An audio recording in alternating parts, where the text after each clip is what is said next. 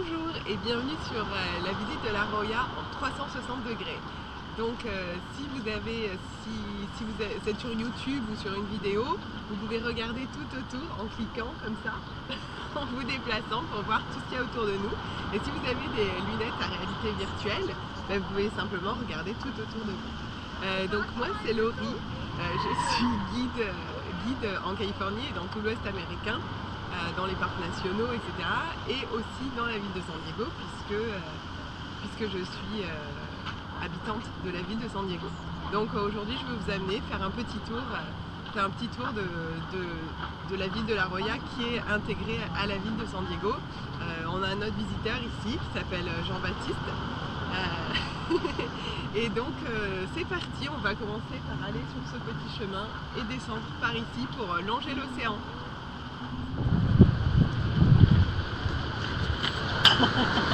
Alors, elle est pas belle cette vue? Donc ici, comme vous voyez, on est venu ici et ensuite on va continuer, on va aller voir la vue là-bas et on continuera par ce petit chemin. C'est un chemin qui fait à peu près 500 mètres et donc je vais vous expliquer un petit peu ce qu'on voit ici. Donc là, ce que vous voyez, c'est la falaise. Donc tout à gauche, ça va être Torrey Pines State Park, qui est un parc d'état très joli. Si vous venez ici, il faut faire une petite rando, c'est pas difficile et vous partez d'en haut et vous descendez, vous arrivez à la plage, c'est magnifique. Ensuite, derrière la jetée, c'est Black's Beach. Ça a été la première plage nudiste aux États-Unis dans les années 1970 et c'est toujours une plage nudiste. Donc au-dessus de Black's Beach, derrière la jetée, ça s'appelle La Roya Farm. C'est la partie la plus aisée, la plus riche de San Diego. Il y a beaucoup de célébrités qui habitent là-bas et beaucoup de propriétaires de grandes compagnies. Donc d'habitude sur ce chemin il n'y a pas beaucoup de monde, mais aujourd'hui on est samedi, c'est une belle journée d'hiver, il fait 23 degrés, on est le 15 janvier, donc tout le monde est dehors. Voilà, donc voilà pour le premier arrêt de La Roya. Donc on va aller faire un petit arrêt ici et ensuite on continuera là-bas, là où les gens arrivent.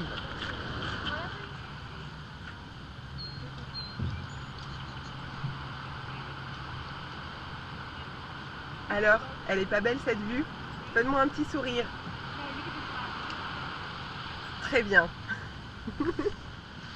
Alors ici on a une balançoire secrète, il y en a beaucoup à La Roya et il y en a une qui est ici. On est venu pour profiter de la vue, on est sous les palmiers, vue sur l'océan. Est-ce que vous entendez le son de la mer?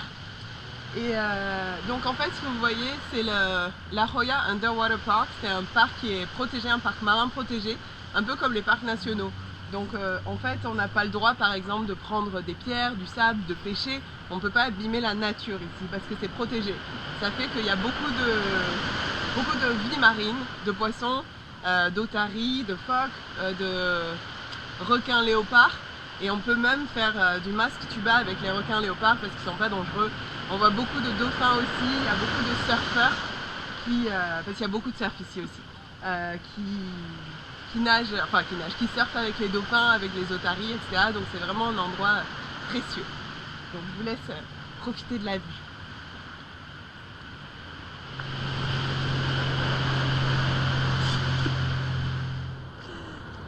Waouh, vous êtes déjà là, vous êtes rapide. Je vais m'installer moi sur le banc. Donc on fait un petit arrêt ici, d'abord parce qu'il y a ces plantes là qui sont des agaves, donc avec les agaves on fait, avec les racines des agaves, on fait la tequila. Et la tequila vient du Mexique et on est à la frontière avec le Mexique, donc ça a du sens. La Roya, ça s'appelle La Roya parce que ce sont les Espagnols qui sont arrivés ici après les Premières Nations, les Indiens d'Amérique évidemment. Donc ils ont appelé ça La Roya parce que La Roya ça veut dire the jewel, le bijou, et parce que c'était très beau comme un bijou. Et les Indiens d'Amérique qui s'appellent les Kumeyaay ici appelaient ça avant, alors je vais pas vous dire le nom parce que je pourrais pas le prononcer, mais ça voulait dire holes in the rocks, donc ça veut dire les trous dans la roche. Et comme je vous ai dit tout à l'heure, on va voir des sortes de grottes, de caves un petit peu plus loin qui sont dans la roche. Voilà, donc maintenant on va continuer dans cette direction. En fait, ici on est à un autre endroit sur le chemin. Là je voulais m'arrêter parce que je voulais vous montrer les jolies maisons. Donc là ce sont des personnes certainement très riches qui habitent là et qui ont des belles maisons face à l'océan, qui voient le coucher de soleil tous les soirs, mais qui voient aussi les gens passer devant chez eux. Donc voilà, ici ça va être un petit point d'histoire rapide pour savoir comment s'est construit la Roya. Les premières missions, les missions qui étaient censées évangéliser les gens dans les Indiens d'Amérique en fait, donc ce sont les Espagnols qui sont venus, qui ont créé des missions.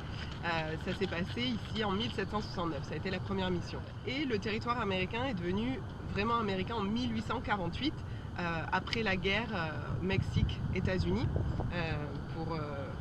pour séparer en fait le Mexique des États-Unis, parce qu'avant la Californie ça appartenait au Mexique. Avant 1848 ça appartenait au Mexique et ça s'appelait Alta California. Et on a maintenant une partie du Mexique, là où il y a Tijuana, qui s'appelle Baja California, donc Haute Californie et Basse Californie. La Roya, ça s'est pas vraiment développé tout de suite, c'est resté un petit peu naturel et c'est vraiment 20 ans plus tard, en 1865, qu'il y a deux frères, Daniel et Samuel Sizer, qui sont venus, qui ont acheté des parcelles de terrain. C'était, je crois que c'était 2,50 $ l'hectare. Et sachant qu'en l'an 2000 ça en valait 4 millions, donc ça a quand même pas mal augmenté depuis. Et puis je vais venir un peu ici pour que vous voyez la vue. Donc ils ont pas pu vraiment revendre leurs parcelles parce que la Roya c'est à 18 km du centre de San Diego, donc le train n'arrivait pas ici à l'époque.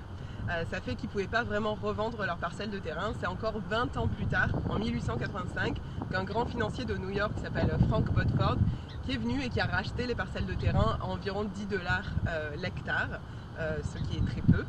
Et là, à partir de ce moment-là, le train arrivait, donc ça a commencé, il a pu vendre et ça a commencé à se développer. C'est devenu touristique tout de suite.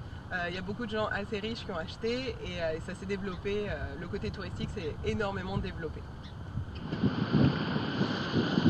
Alors, on est chanceux à la Roya parce qu'il y a beaucoup de vie sauvage et il y a beaucoup d'oiseaux, donc comme les pélicans ici, vous voyez. Ce sont les brown pelicans, ce sont les plus petits pélicans qui existent et ils font quand même 11 kg et leurs ailes font 2 mètres d'envergure. Ils mangent à peu près 2 kg de poissons par jour. Donc en fait ce qu'ils font c'est qu'ils plongent, ils prennent plein d'eau avec plein de poissons, donc ils peuvent prendre jusqu'à 8 litres d'eau dans leur bec et après ils recrachent l'eau sur les côtés et ils avalent directement les poissons dans leur estomac qui est leur centre de gravité. Donc on a les goélands évidemment et puis on a des cormorans. Donc là il n'y en a que un, c'est l'oiseau noir. Ah non il y en a deux, c'est l'oiseau noir qui est plus petit que le pélican mais un peu plus grand que le goéland. Eux ils vont plonger un peu plus profond pour aller chercher des poissons et quand ils remontent en fait comme leurs ailes sont vraiment designées pour absorber l'eau, ils les font sécher comme ça. Donc souvent on va voir des cormorans qui sont comme ça parce qu'ils sont en train de sécher. Donc ils vivent tous ensemble ici, les pélicans, les cormorans, les goélands et aussi les otaries. On les verra un petit peu plus tard. Voilà, ici on est devant le Cave Store, c'est un magasin de souvenirs maintenant. Et avant c'était un Allemand qui habitait ici en 1903. Il a construit sa maison au-dessus d'une des grottes dont je vous ai parlé tout à l'heure. Et puis pour avoir un petit peu d'argent, il a pensé à une idée pour faire venir les touristes. Il a fait creuser un tunnel, il a embauché 2 Chinois pour creuser un tunnel pendant 2 ans de sa maison jusqu'à la grotte. Donc maintenant, si on va dans ce magasin, on peut accéder à la grotte. Et à l'époque, en fait, c'était un tunnel, il fallait descendre par une corde, donc c'était pas évident.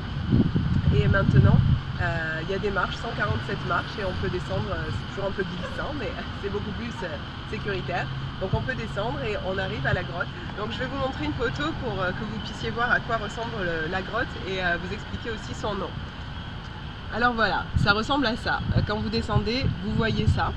Et à droite, c'est l'histoire de son nom. Alors il y a l'auteur du Magicien d'Oz qui a habité un petit peu à San Diego pendant quelques temps. Et il trouvait que le personnage qu'il y avait sur ses boîtes de céréales quand il était petit ressemblait beaucoup à la grotte. Et ce personnage s'appelle Sonny Jim. Donc maintenant, cette grotte a été nommé Sunny Jim Cave. Voilà pour la petite histoire. C'est une des 7 grottes dont je vous ai parlé tout à l'heure. Donc, quand vous venez de la Roya Shores, là-bas, comme vous pouvez le voir, il y a des kayaks qui viennent et qui vont passer dessous. Souvent, là, on peut voir des otaries et c'est des rochers en fait qui ont 75 millions d'années. Donc, c'est vraiment l'érosion qui a creusé ces caves. Et il y en a 7 comme ça, mais celle-ci, c'est la seule qu'on peut vraiment traverser. Les autres, elles sont encore fermées. Ce n'est pas la Sunny Jim Cave, c'en est une autre.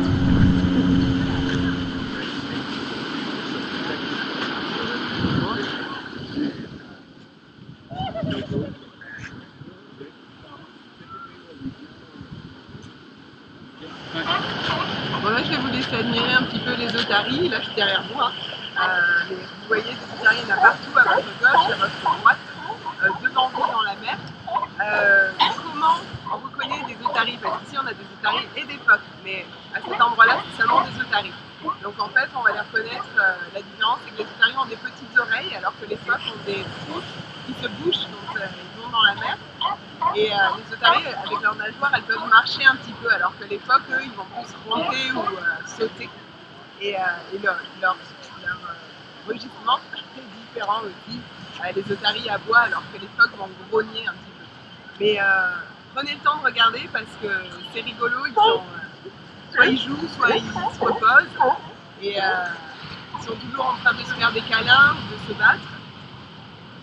Et les mâles sont plus gros que les femelles. Les mâles peuvent faire jusqu'à 270 kg à peu près, alors que les femelles, ça va être plus 90 kg. Il y a un bébé qui teste là, en face.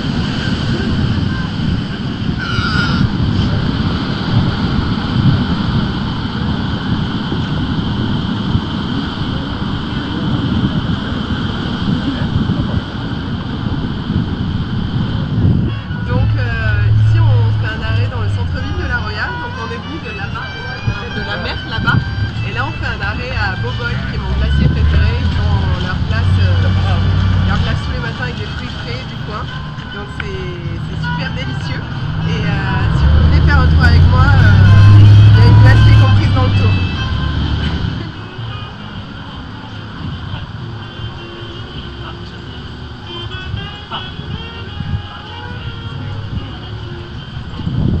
Donc voilà, pour notre dernier arrêt, on est dans le centre-ville de La Roya.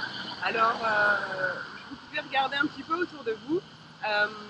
De l'autre côté, c'est la Valentia, c'est un des hôtels, des premiers hôtels qui a été construit à La Roya. Et c'est un magnifique hôtel qui donne sur l'océan. On peut prendre un cocktail le soir, manger ou dormir. Il y a des événements qui se font là aussi. Ensuite, dans cette rue, c'est un peu les Champs-Élysées de La Roya. Il y a des boutiques d'art, des galeries d'art. Et il y a par exemple le premier National Geographic, la première boutique du National Geographic. Ça a été construit ici à La Roya. Et c'est un petit peu plus loin, on peut voir les photos du magazine, etc. Et puis il y a plein d'autres boutiques d'art aussi et de galeries ici dans cette rue. Et voilà, donc c'est très agréable pour se promener, pour manger le soir ou le midi. Voilà, donc je vous laisse regarder et puis merci d'avoir regardé cette visite. Merci d'être venu avec moi et puis on se retrouve pour d'autres visites, soit en vrai, soit en 360.